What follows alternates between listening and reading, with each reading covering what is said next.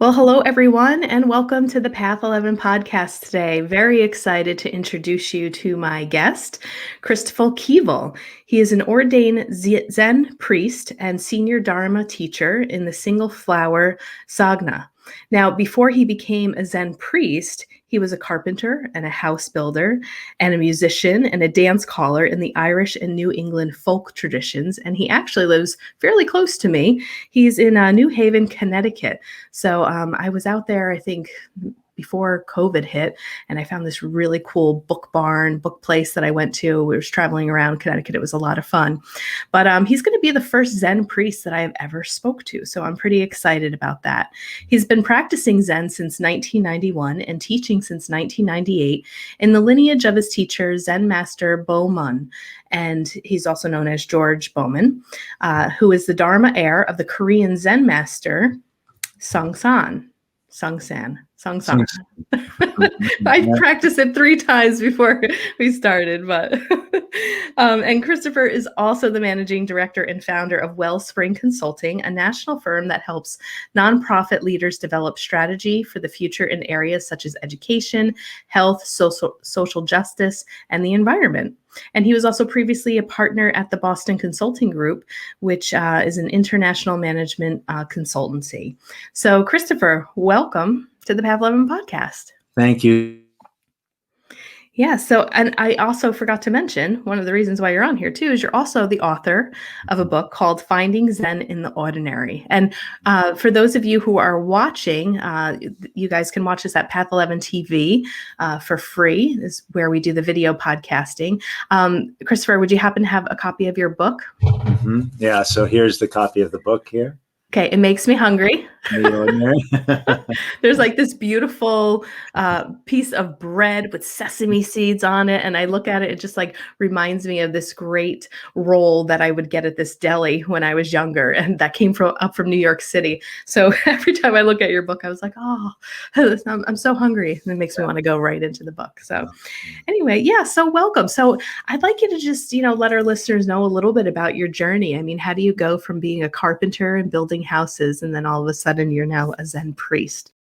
Oh, yeah. Well, I grew up in Massachusetts and now live in Connecticut. I think in my early years, I felt a strong draw to spiritual matters. My grandmother was a minister. My mother got involved in Quakerism when I was in high school, and I used to go to Quaker meeting. And I was a counselor at a Quaker summer camp where we'd have Quaker meeting every morning, which is sitting in silence in a circle and letting the spirit arise and speaking from that space. But in my 20s in college, I found it a very disorienting time. I found that I didn't really know what the purpose of my life was. I was struggling to try to have a sense of meaning. And I didn't feel that the traditions that I'd been involved with spiritually were quite hitting the spot for me. So I got to a place where I figured I should find someone who I could really learn from here, a teacher that had practiced for many years. And I was in Cambridge at the time. I was working in the Boston area and went to the Cambridge Insight Meditation Center. And it was in 1991, and there was a meditation that I participated in. I noticed during the meditation that the leader of the meditation up front was handed a slip of paper. He looked at it and kept meditating. But at the end of the meditation, when we stopped, he announced that the bombing of Baghdad had just started, which was the beginning of the Gulf War, the first Gulf War. And coming out of that meditative state and being present there, I had this deep sense of personal responsibility. I knew that my tax dollars had helped to pay for what was happening. I didn't know the right or wrong of it from a political or policy basis, but I just knew that I was connected to a great wave of suffering that was underway. And I experienced that very deeply. And there was a guest speaker that got up after that, and he said, "My heart is in my mouth. I am so deeply touched by the events of this evening. I had intended to give a talk, but I'm going to just lead us in chanting to the Bodhisattva Avalokiteshvara." And that's the kind of energy of compassion within us all that comes out of the Buddhist tradition in the Sanskrit name, but it's basically the compassion that arises in all of us. So we chanted for the time. Some people left because they had wanted to come for a talk, but others of us stayed. And I felt very moved that he would express just from his own honest self of where he stood, rather than thinking that he needed to fulfill what he had said he would come and do that evening. So I found he was teaching at a Zen center in Cambridge as well. I started attending those sessions and have been studying with him ever since, and have found that relationship deeply meaningful. He's dedicated his entire life to Zen and meditation. And over the years, as I was engaged, he then invited me to participate in a ceremony where I took a series of precepts, commitments, not to kill, to steal, sexual misconduct, speaking falsely of others, and so forth. And in doing so, was recognized as a Zen priest. And he's also supported me in my teaching, so that I host retreats and meditation gatherings, and he supports me and works with me, gives me ideas. And I, of course, draw from my own experience and from my own pretty extensive reading and study within the Buddhist and Zen traditions. So it's really with that basis that I use that term Zen priest. It's really a recognition of a serious commitment to a spiritual path and the traditions and the orientations that it brings. Wow. Okay, great. So there's two things that come to mind. I just kind of want to write a couple of notes down here. You talk about kind of exploring this in college, and college really is an interesting time, right? It's like we're in there, we've picked a major, which means maybe we've picked a passion or a purpose, and we're really trying to figure out who are we going to be in the world and what are we studying for. And you reminded me that my very first real experience with meditation was in college. It was my boyfriend at the time. I have to ask him what book he read from, because we're still really good friends. Yeah. And he brought a bunch of us into this guided meditation, and I was like, boom, right there. I didn't know what was happening to me, but I had like this light come over me, and I was almost awake for like 48 hours afterwards. And I remember I had to do like this big presentation for a class, and I ended up presenting on this meditation that he gave, but it was like I was filled with this energy and this wonder of life, and feeling really confused, like, whoa, what was that about? But yeah, I was kind of thinking like, when did I start getting into some of this stuff? And that was a real pivotal point for me in college as well, was, somebody reading this guided meditation. And then like, I was not sleeping for almost 2 days, and I wasn't tired. And I had this beautiful energy inside of me that was just keeping me alive. It was so weird, but so exhilarating at the same time. I find that meditation has been and can be in that way, and also very plain. And it can be simply sitting and nothing much happening. I find very, very meaningful to have a regular meditation practice. I get up at 5 each morning, and I generally meditate for 10 to 20 minutes just after getting up. I found that was good. I was not keeping that regular practice until I put a meditation cushion right under my bed. And I made the discipline of doing it before even I turn on the lights, to just get up and meditate the very first thing. And that constant engagement in meditation certainly shows me that my moods go up and down, and my life challenges come and go. And so it creates a stream of attention to the challenges and joys of life. Yeah, the other thing I wanted to ask you too was about that chant. Can you say the name of that chant again? Yeah, it was a chant to the Bodhisattva Avalokiteshvara.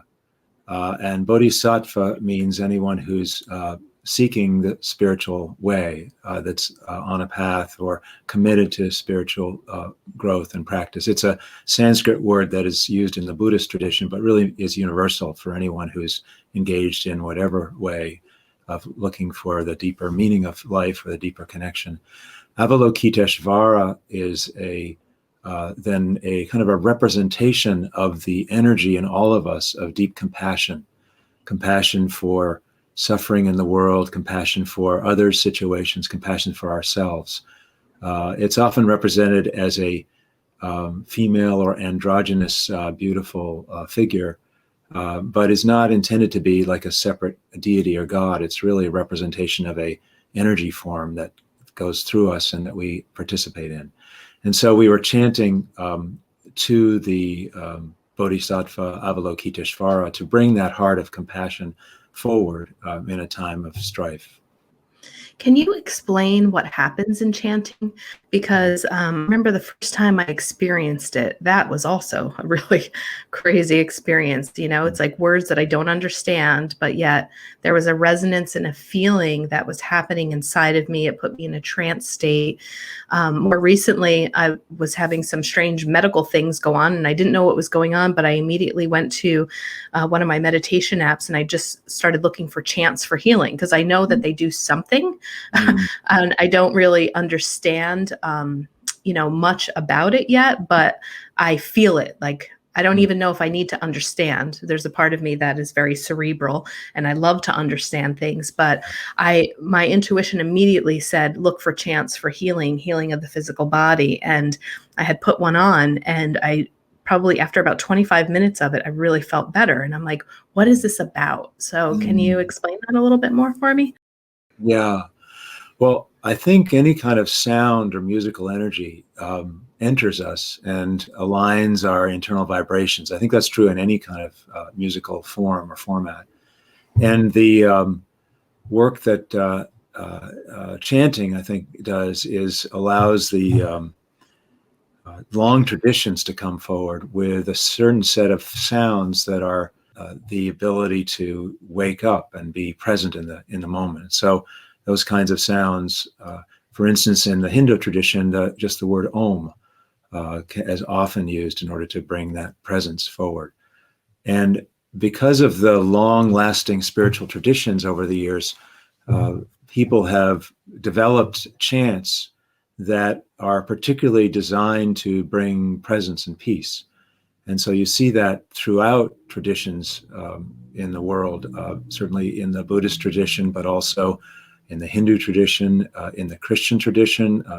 There's a whole series of chants that come through the monastic traditions in Christianity. And they're designed really to align and bring current our own energy, and can be very deeply healing. Great. Thank you for that. Yeah, I mean, they really are. I'm always surprised, or if I go to a kirtan or something, and they're, doing these chants, and I just like feel great. I feel re-energized. It's almost like getting a massage or sitting in a jacuzzi, and then you get out and you're like, whew, I feel great. Yeah. So Yeah. it's awesome. All right, let's move a little bit to your book, Finding Zen in the Ordinary. So tell me a little bit about that. What is the book about? And I know that it's connected a lot of your personal experiences, the work that you've done, and you're kind of like bringing that out in the world through this book. But tell us a little bit more about it. Yeah. Well, this book arose through my ongoing practice in Zen, and I found that I just started having an energy to write around it. And I started by just writing, transcribing conversations I was having with my teacher, writing down ideas and thoughts, and I generated something like 400 pages of writing. And I realized it was totally unpublishable, but it was kind of a expression of just a lot of things coming up out of me. And then I started to get serious about trying to actually put together a book that I could share with others. I did quite a lot of reading on how to write. I don't consider myself a longtime writer or a writer that knows much about writing, or at least at the time I didn't, and read lots of books to understand what writing is about. And one thing that was helpful to me was to realize that most all of the people who you would consider as great writers struggle when they write, that writing itself is an inherently challenging process. And that was comforting to me, because it was very challenging for me as well. And I spent, I think, 4 years working on writing this book. It's short. You'll see it's 48 short pieces. And it went through many iterations, many edits, to try to hone it down so that every word would count. And ultimately, what I have hoped to do with this is to create a gift that people can receive. And that, in fact, I think, unlike many books that are about the spiritual path, which give you kind of instructions or guidance or suggestions, or here's what you might achieve, Here's what can happen. This is intended to be a direct experience of spiritual opening. So as one reads the stanzas and the pieces, my hope is that it reminds people of their own inner experiences. It brings them into the present. It allows people to rest in the moment and open up. And so the sharing of it or reading of it itself, I hope, will be an experience of spiritual awareness. Is there anything in your book that you'd like to share on the podcast? Is there kind of like one of your go-tos that if somebody were to be like in Barnes and Nobles and they pick it up off the shelf and they're just like going through it? Because I know you have your book there with you. Is there anything that you'd like to share? Yeah. Well, I thought perhaps maybe one story to read. I could read here. It's called Who Saved Who? I took the spring semester off in a year of college. Fully confused about my life's direction, I found myself back at my parents' house with no plans and nothing to do. My father, in his concern, found me a carpentry job with a middle-aged man named Jonas.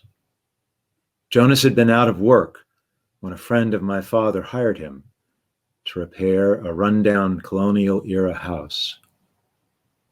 Jonas wasn't a carpenter by profession, but he was handy and had done repairs in his own home. I was also good with my hands, but uninitiated in carpentry. Jonas became my teacher. He showed me how to handle a cat's paw to remove nails, hold a plumb bob to find true vertical, and snap a chalk line. As we worked, we talked. Mostly, he talked and I listened. Not only did I learn about carpentry, I learned about how he had lost his family inheritance by trying to build a new tennis center. I learned how he needed willpower to avoid ordering a drink when we went out for lunch together. I learned how he felt when his wife got upset after he left unwashed dishes in the sink. And I heard his heartache when he spoke about his eldest son, who was often racked by mental illness. Jonas honored me with his teaching and attention. He wished to be good to everyone and suffered from feelings of falling short. My time with Jonas changed me. His counsel and care helped me return to college the next semester and led me to work as a carpenter after college for 8 years. Decades later, I returned to attend Jonas's funeral. He had died of an aneurysm. At the service, his 4 children talked about their father and how he had told them stories about tunnels under the lawn that led to magical places. His eldest daughter spoke to me after the service. "You made a great difference to my dad," she said. "That was a difficult time in his life. The way you listened to him when you were working together turned his life around. He was able to get things back together." Wow. Beautiful. Who Saved Who, right? Or is that what it was called? Yeah, that's right. Wow. Yeah. Touching. Whew, that hit me right in the heart. Because there's beauty in, in what I hear in that really is like being the listener, but the way that you put it into words was like this quiet observation and seeing it more than a man, talking about the argument with his wife or, maybe struggling with alcoholism or stuff. It's like you were able to see the deepness behind the story. Mm. I mean, in that short little thing that you just read, there is like everything behind it that you pulled forward. Wow. Intense. Wow. Yeah. And so why did you choose that one? Why is that one important to you? Well, I would say I chose it because it felt like it might be accessible for people who are listening and watching. It's a maybe a good one for entry. There's a whole range of different stories, and I'd say that I love them all. And also little vignettes and realizations and things that are in the book. That one touches me a lot. It means a lot to me in terms of my own path. As I spoke earlier, the uncertainty in the college time.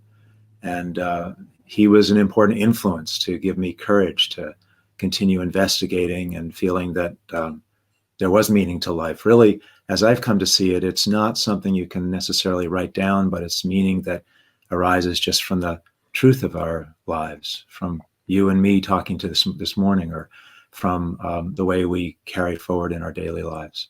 Yeah, absolutely. And one of the things that it reminds me of, probably just it's fresh in my mind right now because I'm doing a book club that is incorporating some of the Course in Miracles work. Yeah. Yeah. And so when you read that, it reminded me of what the Course in Miracles says about looking at every person as a holy encounter. Kind of witnessing like the Holy Spirit being within them, and like you're actually having an encounter with the Holy Spirit. So that's what that really reminded me a lot of too. I have also studied the Course in Miracles. I have my mother-in-law who's now passed away, and her husband, who's still living, were very invested in the Course in Miracles, and I have read the books and studied them and have found them quite meaningful and inspiring. Yeah, me too. I mean, it's really just has helped me really shift the focus away from fear, and really being reminded that I'm loved. And actually the affirmation that I'm working on today it's called kindness created me kind. And it's coming back to kindness and, remembering that you came from kindness. And when you begin to judge others or, you find that fear, that means like you're disconnecting from the kindness from which you came from. So it's like always a returning back to. Yeah. And so I'd also like you to talk a little bit more about the dialogues that you have in the book with your Zen teacher, because definitely it sounds like, as soon as you met him, you had this pull and this call to want to study with him. I have teachers like that as well. It's just like, yes, teach me. There's like a connection there, with them. So, I'd like to hear a little bit more about, what you've included in your book, with him and those dialogues, and maybe just some really things learning from him that really changed you. Yeah. I, as I'd mentioned, met him in 1991, but I think 10 years ago, he offered to do weekly phone call study sessions together. We spend about 45 minutes every week. And we've been working through a whole series of formal Zen stories, which are teaching stories.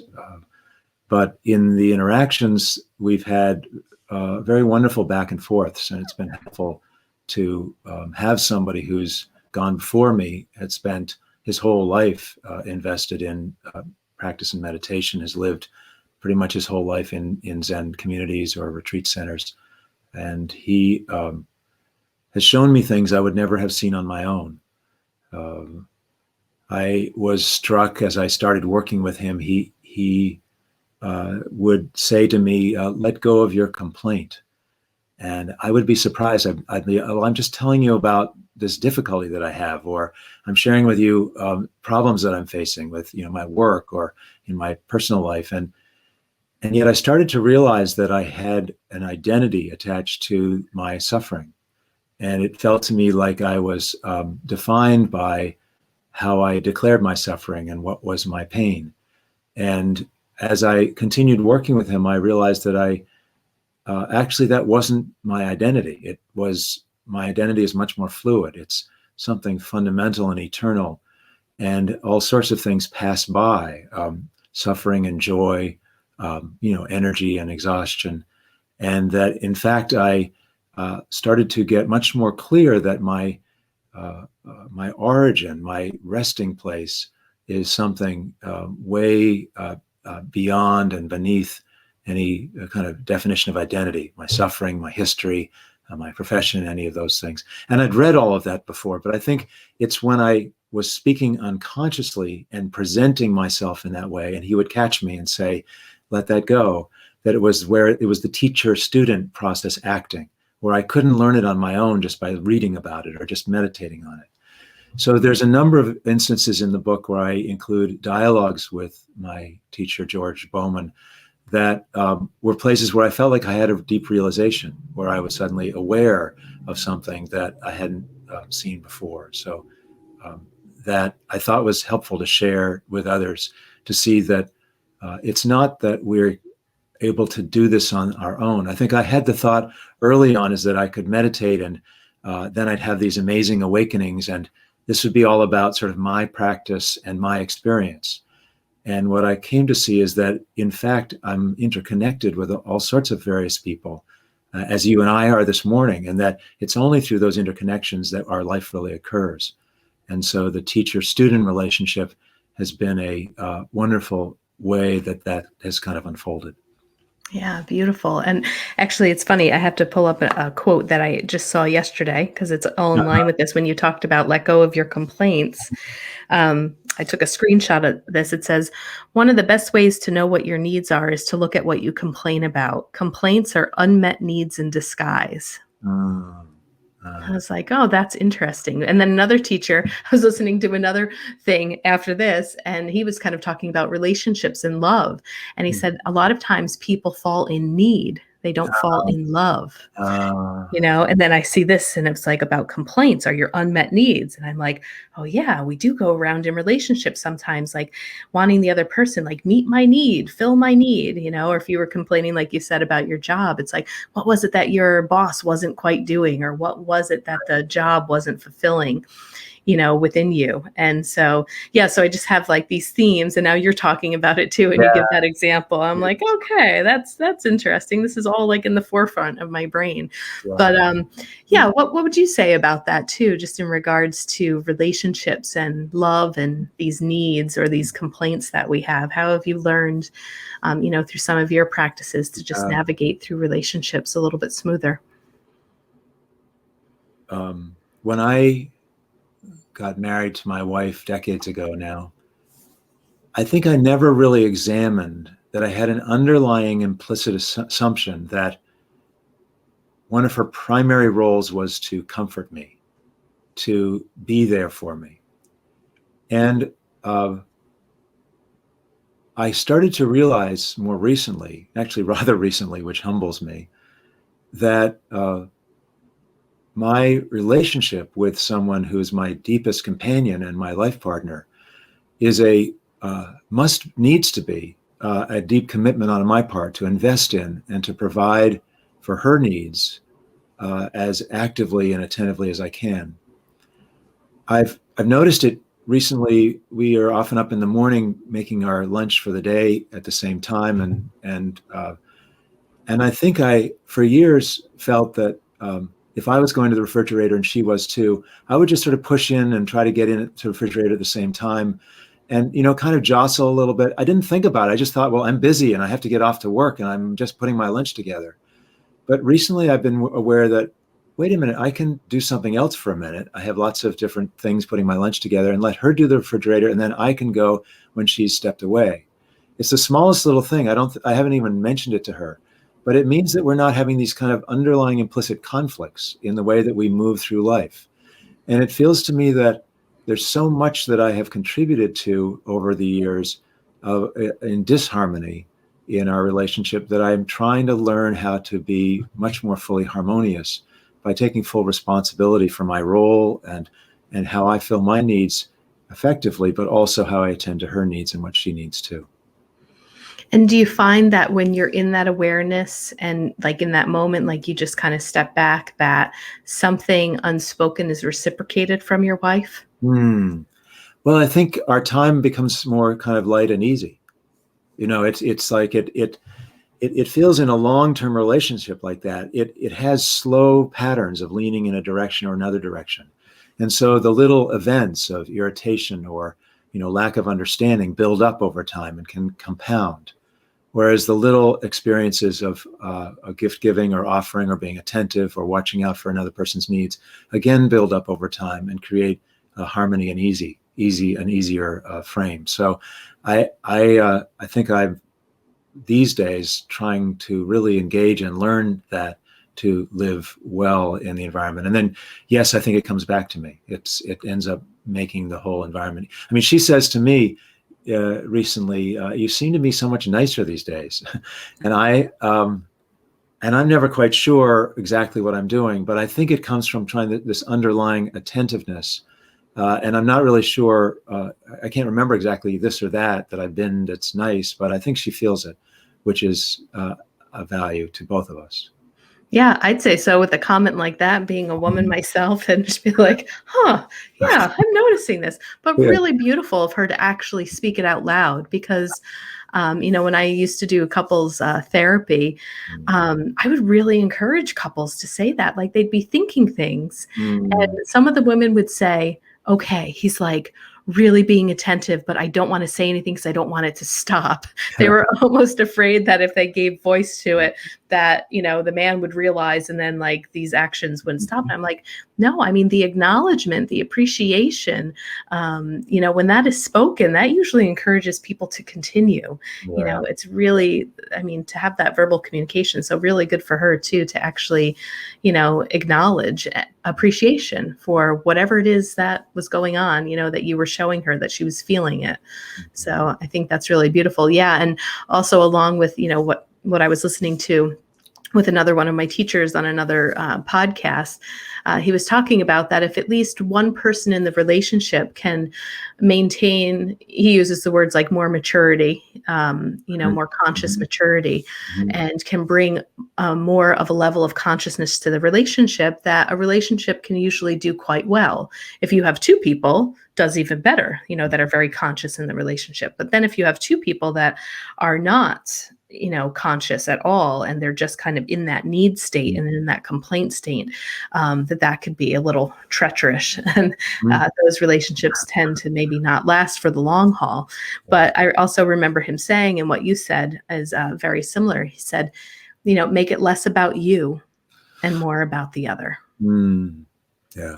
And It takes that's tough. bravery. It takes bravery to do that. If one's going to be taken advantage of, or one's going to not get one's needs met, or lose one's position. It's been surprising to me how challenging it is to put the other person first. It sounds like the obvious thing, and it comes through all the spiritual traditions, but it's not easy in a daily life because there's a certain fear or challenge that needs to be let go of. That needs to be, it's going to be okay.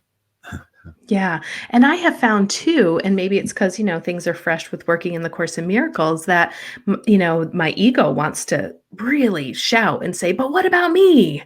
Why do I have to be the one? Why, if I, put this person, it's all about them. But then, well, what about my needs, and who's going to take care of me? And there's almost this fear of, well, I'll keep taking care of others, but I won't be taken care of. Yeah.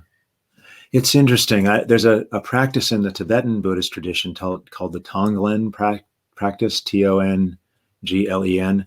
And it's a practice of, in relationship with someone else and meditating on that relationship, breathing in the bad energy that's associated with the person or that you experience, and then breathing out good energy and sending it to them. And it feels completely counterintuitive because one starts engaging in and experiencing the negative emotions and the frustrations and the anger or the irritations that come from that other person at times, and absorbing them and bringing them in, and then breathing out with a sense of love and equanimity and support for the individual. But what happens if you do it and practice it with faith and trust within the tradition, because this is a practice that's been done for centuries, what happens is your own inner being is strong enough to convert that energy. You start realizing that it doesn't overwhelm you. It is an irritation, it is an upset, it is a bad energy, but it's nowhere near as strong as one's own center. And so it becomes almost just, oh, okay, that's there. And it also becomes, you get clear about the truth of it. It's like, yes, we do struggle. Yes, this person does get upset.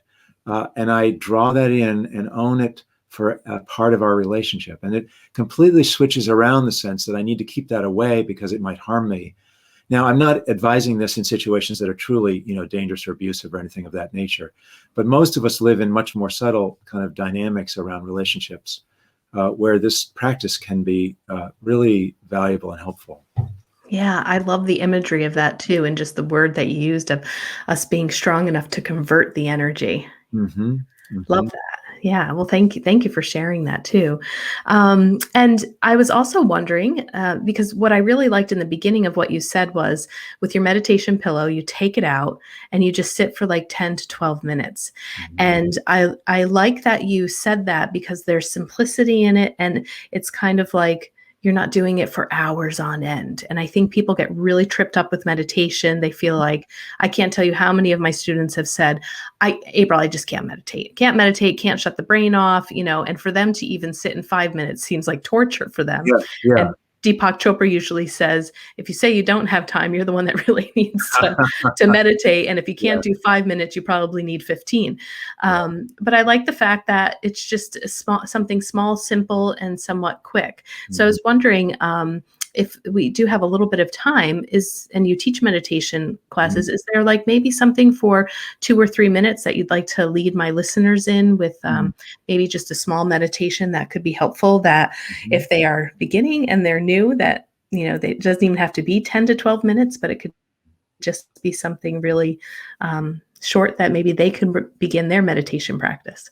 Sure. Yes. So, what I would say to your listeners are to first find a balance in your seat, or to sit in a way that you feel like you can be stable and upright, that you can do the minimum amount of motion, because a stable and comfortable yet not sort of sleepy position is really helpful to still the mind path as well. And then to rest one's arms comfortably. There's different hand positions or whatever, but you can just rest them comfortably in your lap, to sit simply. And then often it's helpful to, as we do in the Zen tradition, is to close one's eyes sort of halfway, to look down at 45 degrees angle to the floor, although one can keep one's eyes fully open or also close one's eyes. The value of having a sort of a half open eye meditation is that one stays present with this moment, and made by experiences that may be kind of astral travel or bright lights or various different things that can be in themselves very attractive and engaging, but take you away potentially from just the presence of this one moment as we bring it in our daily lives. And then a simple practice, which is very helpful, and I use it, and I think people, both beginners and very experienced practitioners, will use it, is to simply count to 10 on the out breath. And so breathing in and then breathing out, count 1. Breathing in and breathing out, count 2. And breathing in and breathing out, count 3. And if you can keep doing that, I'll just say a few more words, which is that the intent of the breathing in and breathing out and counting is not to try to achieve some number of counts, but simply a device to stay present with one's breath. The breath is the gateway between the conscious and the unconscious. The breath goes on unconsciously. It's also something we can control consciously. So it sits at that gateway of consciousness and the unconscious. And it's, as one counts one's breath, we all find that our minds lose track and go galloping off on some thought. And so for your people who say they can't meditate, the fact is the mind going and galloping off is part of the meditation. If one feels like I just can't stop my mind, it just keeps coming up with things, that's actually part of the meditation. That's actually what happens to all of us. The mind is like a vast lake it never stops its ripples. It's constantly having all sorts of thought forms come through. And so being present through counting of the breath stills one toward being present with the thought forms. And as the mind goes galloping off, one remembers and brings it back and counts again Breathing in, breathing out, 1. Breathing in, breathing out, 2, and so forth. And I'll just allow us to meditate for a little while longer in that mode.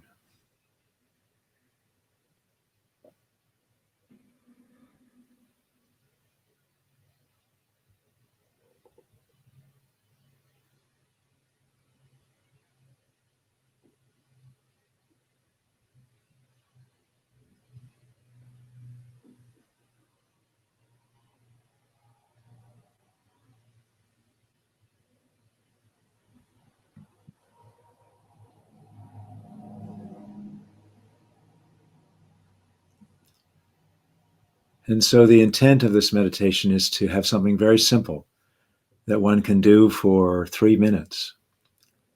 And in my experience, a meditation pretty much every day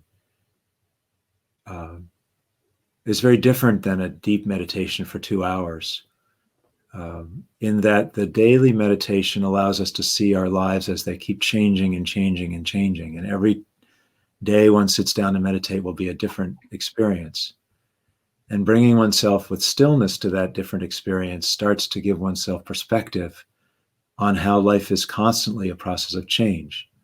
And those days of great happiness and joy change again and become days of concern and stress, or sorrow and loss, or happiness for others. And it's a constant process of rotation. But the meditation, which can be a steady experience throughout it all, gives one a sense that I am not any of these things. I'm not my thoughts, I'm not my sorrows, and I'm not my joys. I'm not my body, and I'm not any of these things. I am something which is unnameable and yet is entirely present and very straightforward, that arises through my being. I am so glad I asked you to do that. I just had so many aha moments. I can't even thank you enough. First of all, to practice with the eyes at a 45-degree angle. I am one of those people that will astral travel like immediately. You're absolutely right.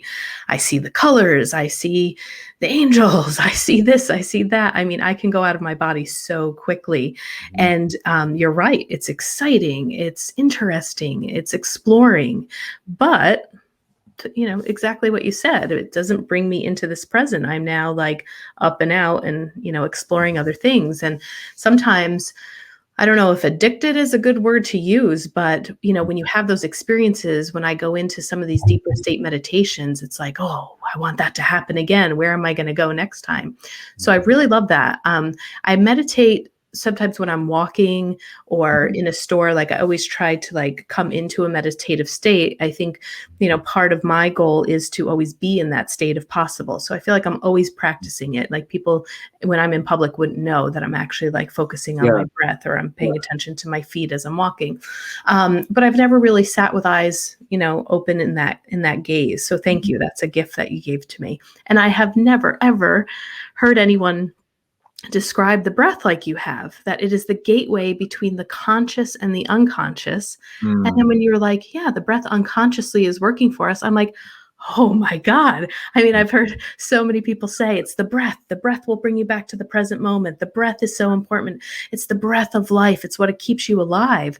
But to hear that it's this gateway, like all of a sudden just made, I don't know what just clicked, but something big clicked for me. So thank you for that. And I also love the simplicity of like breathing in one, breathing out one, and then breathing in and then saying two, because some of the breathing techniques that I've been taught, maybe more in the yoga tradition or by my yoga teachers, is like counting in for 4, hold for 4, out for 4, or breathing in and counting out for 10, and then counting out for 11 and 12 and 13. But this just seems like it's just a nice flow, and I'm not having to think about, I don't know how, holding the breath, or okay, exhaling out and then breathe again on another number. So this was really cool. I really, really like this. Thank you. Oh, good. I'm glad. Yeah. Gosh, That's so powerful, the breath being the gateway. I thank you. I'm gonna take that, teach that, and so now I want to let everybody know it. Be like, "Listen, have you thought about it this way?" So, is that traditional in Zen teaching? I have heard it in different places in my study. I don't recall exactly who said it when. It's something that I think I learned so long ago. It's kind of become just something I'm aware of. Yeah. But it's something I bring to my own awareness. That sense of it does give a touch point to the unconscious and the conscious intermingling.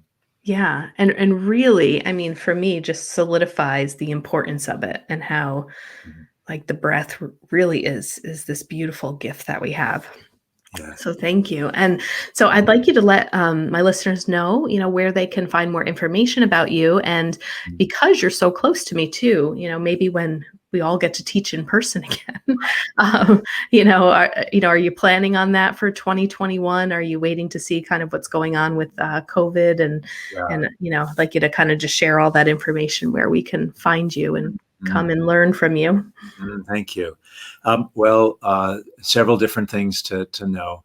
My book is called Finding Zen in the Ordinary.